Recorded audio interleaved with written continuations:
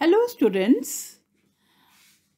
Today we will discuss about the second part of my lecture which is on Annelida. Annelida phylum जो है इसके अंदर कई जंतु आ जाते हैं जैसे अर्थवॉर्म, लीचेस आ जाती हैं इसमें।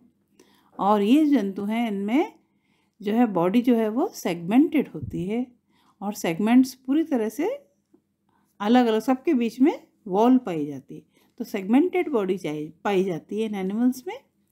So students, I am doctor Preeti Mathur, associate professor, department of zoology, सम्राट Prithviraj college, government college Ajmer.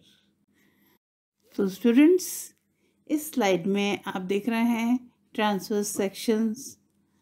सबसे पहला प्लेनेरिया का है, दूसरा है एस्केरिस, एस्केलमेंथिस में किस तरह से सीलोम होती है और किस तरह से जब इसका सेक्शन काटते हैं तो कैसा लगता है, और तीसरा है अर्थवॉर्म।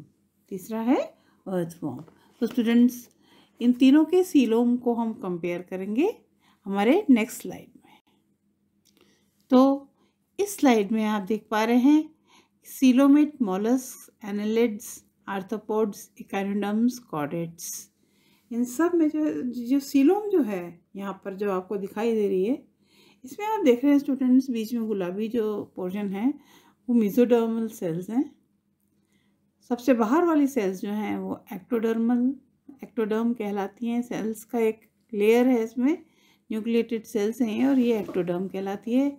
और उसके बाद अंदर की तरफ जो कोशिकाएं पाई जाती हैं वो कहते हैं एंडोडर्म, ये लेयर है। और फिर बीच में जो है वो सीलोम पाई जाती है। तो सीलोम जो है वो सबसे अंदर पाई जाती है, गुहिका भी कहते हैं इसको। और जैसा कि हमने आपको पहले भी बताया था कि जो है इनमें रक्त परिसंचरण तंत्र बंद प्रकार का होता है इन एनिमल्स में, एनालिड्स में। और इनमें रक्त वाहिकाओं में या हीमोग्लोबिन या इरिथ्रोक्रोरिन नामक श्वसन वर्णक पाया जाता है जो प्लाज्मा में खुला रहता है। कौन सा वर्णक होता है? इरिथ्रोक्रोरिन। श्वसन क्रिया जो है वो अर्ध त्वचा या पार्श्व पादों या सिर पर उपस्थित बाह्य गिलों द्वारा होती है। उत्सर्जन के लिए इनमें खंडीय रूप से विन्यासित कुंडलित नलिकाकार संरचनाएं पाई जाती हैं जिन्हें वृक्क या नेफ्रिडिया कहते हैं। तंत्रिका तंत्र सुविकसित होता है। इसमें एक जोड़ी प्रमस्तिष्क गुच्छक या ब्रेन या मस्तिष्क तथा एक दोहरी आधार तंत्रिका रज्जु पाए जाते हैं। तंत्रिका रज्जु के प्रत्येक खंड में गुच्छक पाए जाते हैं जिनसे पार्श्व तंत्रिकाएं निकलती हैं। संवेदांगों में स्पर्शक, पैल्प, लेंस युक्त नेत्र, प्रकाशग्राही कोशिकाएं तथा स्वाद कलिकाएं पाए जाते हैं।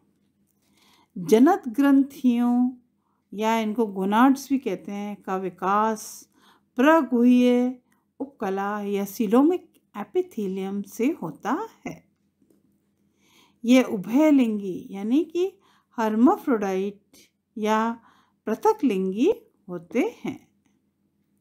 इनमें विदलन सर्पिल या स्पाइरल क्लीवेज तथा निर्धारित डिटर्मिनेट प्रकार का होता है। इनमें परिवर्धन प्रत्यक्ष या तो डायरेक्ट या अप्रत्यक्ष इनडायरेक्ट होता है। अप्रत्यक्ष परिवर्धन में लार्वा पाया जाता है जो ट्रोकोफोर कहलाता है। कौन सा लार्वा कहलाता है स्टूडेंट्स? Trochophore larva. एनालिड्स में ये जो जंतु है अर्थवॉर्म, इसमें कौन सा लार्वा पाया जाता है? Generally trochophore larva. ये क्वेश्चन एग्जाम में भी आता है, आप याद रखिएगा। इनमें सामान्य पुनरुद्भवन क्षमता पाई जाती है।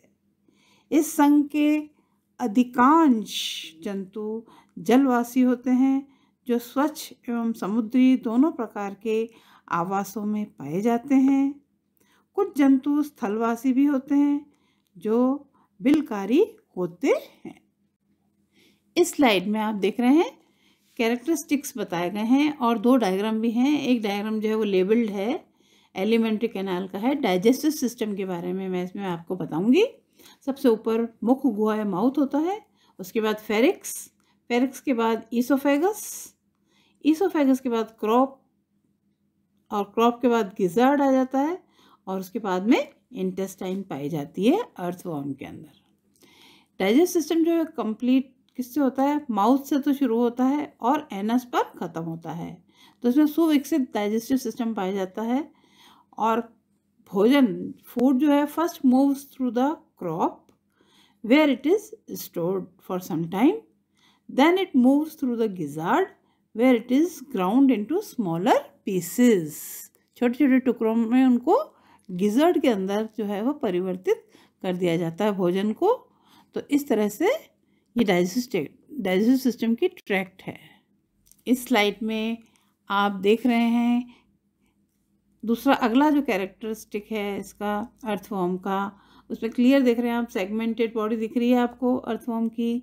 इसमें क्लाइटेलम है बीच में, ओवरी, टेस्टिस भी मार्क किए हुए हैं, और रिप्रोडक्शन जो होता है वो इसमें हार्मोफ्रोडेटिक होता है विथ क्रॉस फर्टिलाइजेशन, और ये एसेक्सुअल भी नहीं पाया जाता, एसेक्सुअल रिप्रोडक्शन इसमें नहीं पाया जाता।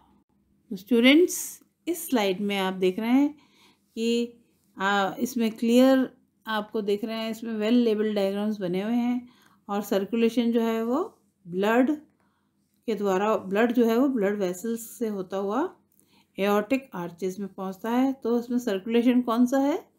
क्लोज्ड प्रकार का सर्कुलेटरी सिस्टम, या ब्लड सर्कुलेट क्लोज प्रकार से होता है। सबसे इम्पॉर्टेंट बात जो है, दूसरा नर्वस सिस्टम जो है उसमें ब्रेन पाया जाता है, गैंग्लियन, नर्व्स और सेंसरी ऑर्गन्स पाए जाते हैं, और रेस्पिरेशन में इसमें फेरिक्स पाया जाता है। Sometimes gills are also present कुछ एनिमल्स में। एक्सक्रीशन जो है वो नेफ्रीडिया, एनस और ट्यूब्यूल्स के द्वारा होता है, और हैबिटेट जो है इसका वो उससे बाहर एक्सटर्नल यानी कि सॉइल या वाटर में अर्थवर्म्स जो हैं वो पाए जाते हैं। तो स्टूडेंट्स, इस स्लाइड में आप क्लियरली देख पा रहे हैं कि किस तरह से एक अर्थवर्म में सबसे ऊपर माउथ पाया जाता है, फिर ब्रेन, फिर सीटी लेवल किए हुए हैं, फेरिक्स दिखाई दे रहा है, हार्ट सेंस में ईसोफेगस पाई जा रही है, फिर उसके पीछे क्रॉप है, गिजार्ड है, फिर ब्लड वेसल्स देख पा रहे हैं आप इसमें, और सबसे आखिर में एनस जो है वो मार्क्ड है। क्लाइटेलम बीच में पाई जाती है। कुछ हिस्सा ऐसा होता है सेगमेंट्स के बीच में जो कि कई सेगमेंट्स को मिला करके जॉइंट होता है। इसके बाद सेप्टम देख रहे हैं आप, इसमें मसल लेयर्स दिखाई दे रही हैं आपको, coelom, nephridium, sperm duct, ovary, seminal vesicle, seminal receptacle, nerve cord और गैंग्लियन भी पाए जाते हैं। So students, I stop here. Now this was my second part of the lecture, and I stop here again. And before that, I would like to repeat my name. I am Dr. Preeti Mathur, Associate Professor, Department of Zoology, SPC Government College, Ajmer. So students, if you have any query, any questions, you may ask me. My email address is there. You can talk to me by phone, telephonically also, or you can also email me. So students, be tuned. Thank you.